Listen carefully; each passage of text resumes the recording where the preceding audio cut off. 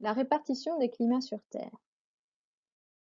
D'abord, nous allons commencer par des rappels concernant la localisation sur un planisphère. Un planisphère, c'est une carte sur laquelle nous avons aplani la Terre qui a une forme sphérique. Pour se repérer sur un planisphère, on utilise des graduations. Les premières graduations, qui découpent le planisphère de façon horizontale, correspondent à la latitude. La latitude permet un premier point de repère, l'équateur, à 0 degré de latitude. Il découpe le planisphère en deux parties, l'hémisphère nord, au-dessus de l'équateur, et l'hémisphère sud, en dessous de l'équateur. Deux autres points de repère sont les tropiques. Tropique du Cancer à 23 degrés de latitude nord, tropique du Capricorne à 23 degrés de latitude sud. Enfin, les cercles polaires sont localisés à 23 degrés de latitude en partant des pôles. Les graduations découpant le planisphère de façon verticale correspondent à la longitude. Tout d'abord, intéressons-nous à la répartition des végétaux sur Terre. Cette carte est un modèle, c'est-à-dire une représentation simplifiée de la réalité. Ce modèle montre la répartition des formations végétales sur Terre, c'est-à-dire les grands types de végétaux que l'on y trouve. Les forêts tempérées, en vert clair, sont des forêts d'arbres feuillus, c'est-à-dire des arbres qui perdent leurs feuilles, comme les forêts que nous avons en France. Les forêts tropicales correspondent également à des forêts de feuillus, mais avec une diversité d'espèces beaucoup plus importante et des arbres de beaucoup plus grande taille. Les déserts chauds ou de glace correspondent à des endroits où il n'y a pas ou peu de végétaux. La taïga correspond à une forêt froide de conifères, c'est-à-dire des arbres avec des feuilles en forme d'épines. La toundra est un endroit où il n'y a pas d'arbres, c'est une prairie de zone froide. En observant la répartition des formations végétales, on constate qu'elle n'est pas due au hasard. En effet, on observe des bandes horizontales, c'est-à-dire suivant la latitude. Ainsi, les grandes formations végétales sont réparties suivant la latitude. On observe notamment une bande entourant l'équateur, qui correspond aux forêts tropicales. Deux bandes plus étroites autour des tropiques correspondent aux déserts chauds.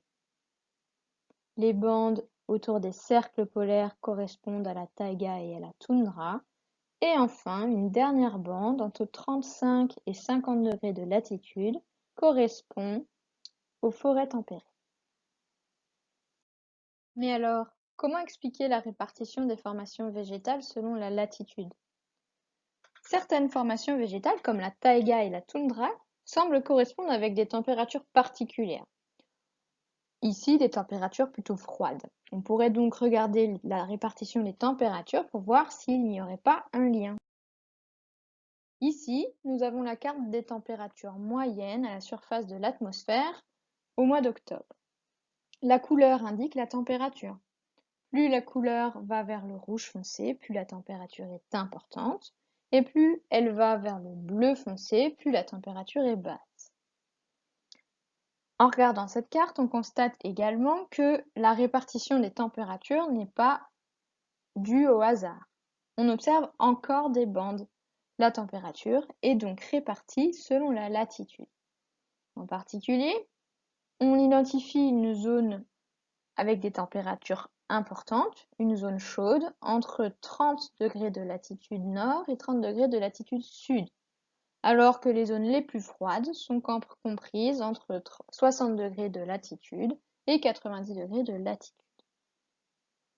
En faisant correspondre la répartition des températures avec la répartition des végétaux, on constate qu'il y a à peu près une correspondance entre la zone chaude et les déserts chauds et les forêts tropicales, et les zones froides avec les zones de taïga et de toundra.